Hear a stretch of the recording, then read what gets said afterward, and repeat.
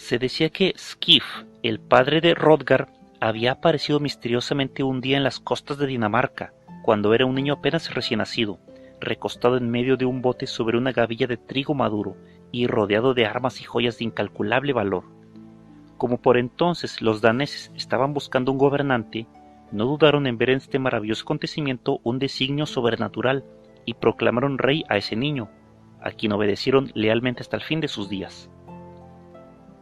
Después de muchos años, cuando Skif sintió que la sombra de la muerte se le aproximaba, reunió a los nobles para explicarles la forma en cómo quería abandonar el mundo. Tal como él había ordenado, se preparó un bote al que cargaron de oro y joyas. Cuando el monarca vio que todo estaba preparado, se arrastró agonizante hasta el barco y se acostó en la pira funeraria. Así se adentró en el océano y desapareció tan misteriosamente como había llegado. Al igual que su padre, Hrothgar se convirtió en un jefe adorado y durante su vida guerrera llegó a conquistar abundantes tesoros. Decidió entonces destinar parte de su fortuna a la construcción de una magnífica mansión, a la que llamaría Heorot, donde podría agasajar con banquetes a sus nobles y a los visitantes de las cortes amigas. Después de largos meses de laboriosa tarea, al fin todo quedó preparado y el gran salón se abrió ante las exclamaciones de admiración de todo su pueblo. Al suntuoso banquete de inauguración acudieron todos los nobles caballeros de la región. Una vez que los invitados se retiraron, solo quedaron en la sala los componentes del cuerpo de guardia del rey, que se dispusieron a descansar de la ajetreada jornada. Pero la sorpresa y el horror invadieron a los sirvientes cuando llegaron al amanecer. Entonces descubrieron que todas las paredes y suelos estaban manchados de sangre y no había rastro de los 32 valientes guerreros del rey. Unas gigantescas huellas de sangre que iban desde la sala hasta las aguas de un profundo lago de la montaña. No obstante, convencieron al rey Hrothgar de quién era el autor de semejante espanto. Era Grendel, un terrible monstruo expulsado del país hacía mucho tiempo. Como el rey Hrothgar era demasiado viejo para manejar una espada con su anterior destreza, al instante ofreció una generosa recompensa a cualquier hombre con la suficiente valentía como para liberar al país de ese terrible castigo. Desde entonces, muchos fueron los valientes voluntarios que perecieron en numerosas tentativas de acabar con el monstruo, mas ninguno terminó la empresa con éxito.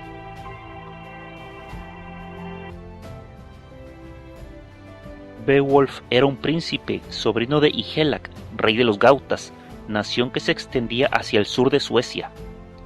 Hasta ese reino de Jutland había llegado un trovador, a la sazón el único sobreviviente de la masacre perpetrada por Grendel, de la que había conseguido escapar tras haberse escondido convenientemente en un rincón de la sala. Beowulf se mostró vivamente apasionado por la historia narrada por el trovador y decidió visitar el reino de Hrothgar para luchar con el monstruo y matarlo. Beowulf llegó a Heorot acompañado de sus mejores guerreros, todos rebosantes de decisión y entusiasmo.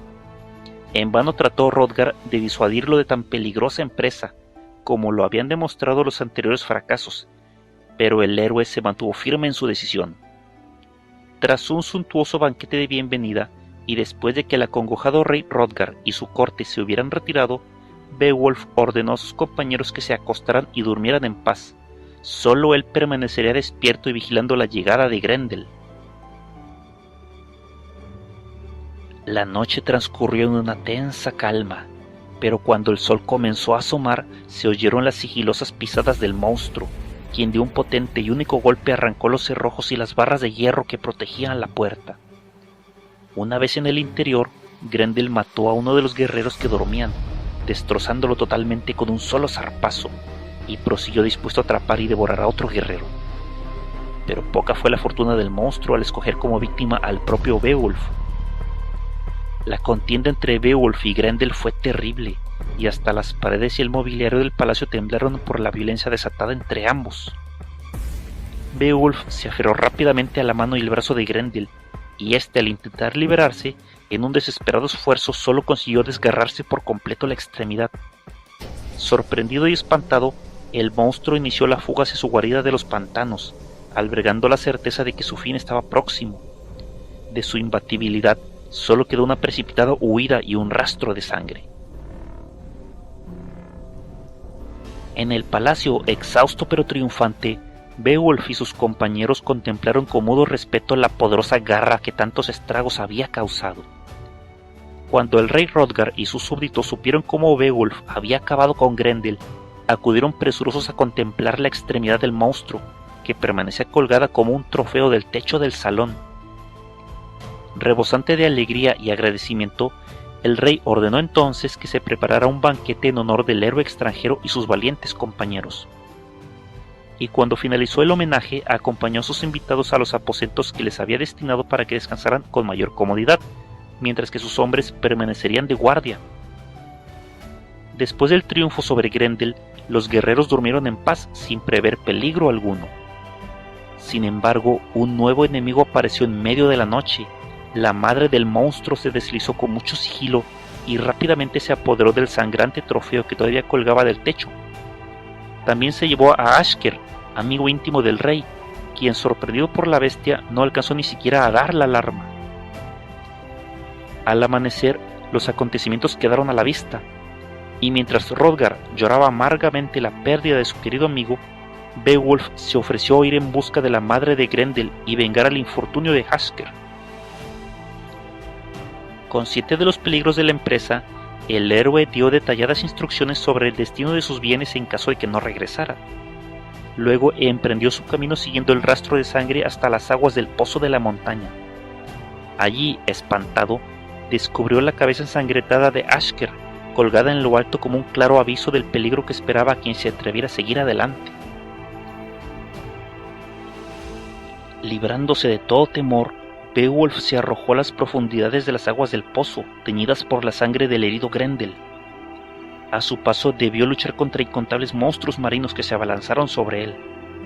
El héroe se sentía desvanecer, pero siguió su curso eliminando uno a uno a los atacantes, hasta que finalmente pudo arribar al refugio de la madre de Grendel.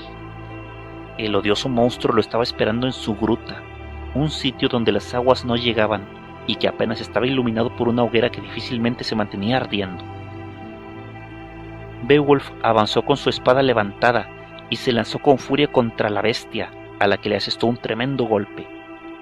Pero la madre de Grendel era muy poderosa y apenas se vio afectada por el ataque. El héroe entonces arrojó su espada al piso y, confiando en su propia fuerza, tomó al monstruo por el hombro y lo hizo rodar por la tierra. Ambos luchadores quedaron tendidos, pero Beowulf quedó de espaldas con la criatura encima de él. La bestia lo atacó con una daga, pero la cota que lo protegía soportó el filo y pudo salir indemne. Beowulf se liberó de las garras que lo aprisionaban, y ya recuperada la verticalidad, notó que en la pared de la cueva había una magnífica espada que, por su tamaño y peso, debía haber sido forjada por gigantes. El héroe corrió hacia ella y, tomándola, algo que difícilmente podría haber hecho otro mortal, la descargó sobre la madre de Grendel, que ahora sí cayó herida de muerte. Con el monstruo a sus pies, Beowulf no dudó un instante, y con la misma espada con que lo hirió, separó de cuajo su cabeza del tronco. Entonces continuó avanzando hasta el fondo de la cueva, donde Grendel yacía agonizando, y también a él le cortó la cabeza. Su sangre emponzoñada derritió la hoja de la espada, de la que quedó solo la empuñadura, pero ya era muy tarde para él. Finalmente, con la cabeza de Grendel y los restos de su arma misteriosa, Beowulf regresó ante sus compañeros gautas, quienes estaban a punto de marcharse seguros de que su jefe había tenido el peor de los destinos. Una vez en el salón Heorot, el victorioso Beowulf fue agasajado con numerosos presentes de los agradecidos daneses, y unos días más tarde, junto con sus guerreros, emprendió el regreso a su tierra, para contar sus aventuras y mostrar los tesoros que había ganado.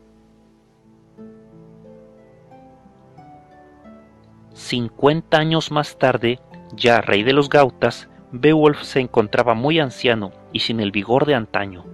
Fue entonces cuando le llegaron noticias de un dragón que lanzaba fuego y que había establecido su morada en las montañas cercanas, donde se recreaba contemplando un tesoro de resplandeciente oro. La noticia de este terrible monstruo había llegado hasta Beowulf por un esclavo fugitivo que había podido entrar a escondidas en su guarida, aprovechando una de sus salidas temporales, y se había llevado parte de ese oro.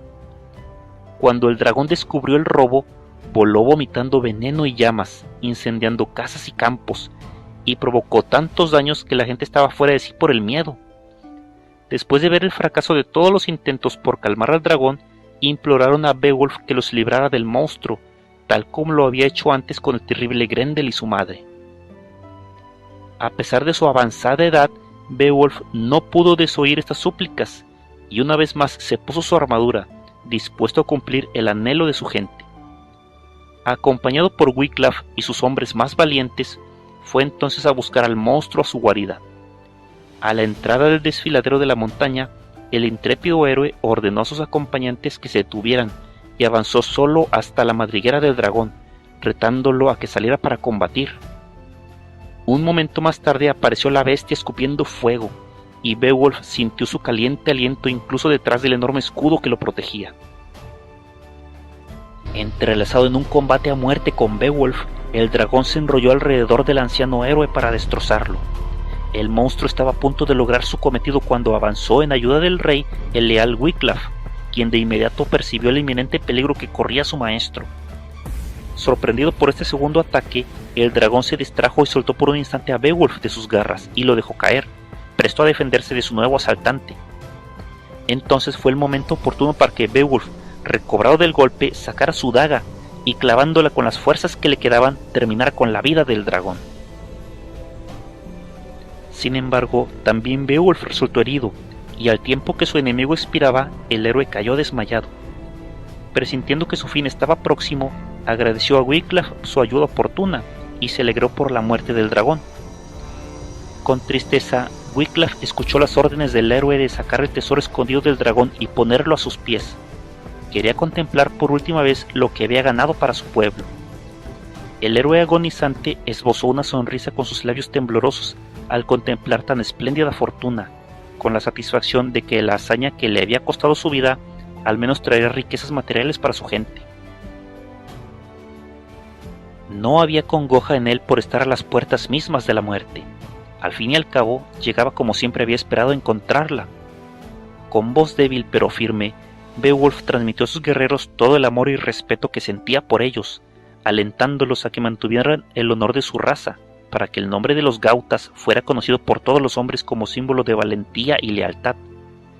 Finalmente expresó su deseo de ser enterrado en lo alto de un promontorio saliente que pudiera verse desde el mar. Así lo hizo el desconsolado pueblo. Sobre el montículo adornado con el oro que había conseguido, se colocó una piedra recordatoria que fuera visible desde el mar como muestra de su profundo amor por el valiente rey que había dado la vida para protegerlos de la furia del dragón.